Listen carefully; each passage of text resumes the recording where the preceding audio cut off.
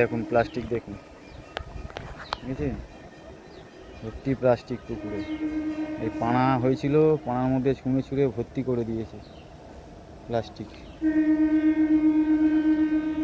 ভর্তি প্লাস্টিক। এই বাড়িগুলো দেখাচ্ছি দেখুন, এই যে দুটো বাড়ি, এই দুটো বাড়ি থেকে প্লাস্টিক ফেলছে ছাদ থেকে। ও এই দেখুন প্লাস্টিক দেখুন, ভর্তি প্লাস্টিক।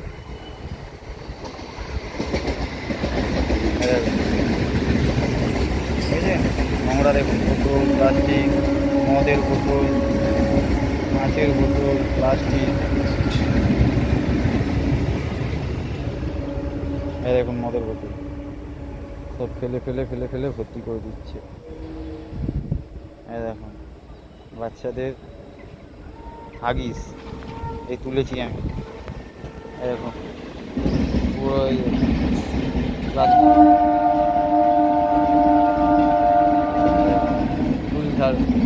ঝ্যাঁটা, বাড়ির ঝ্যাঁটা, ওটাও বুঝেছেন কী অবস্থা।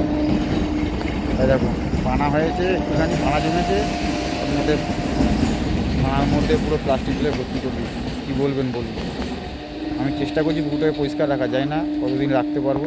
আমার 3 বছরের কন্ট্রাক্ট, তারপরে মনে হয় না এই পুকুরটা ঠিকঠাক থাকবে পরিষ্কার।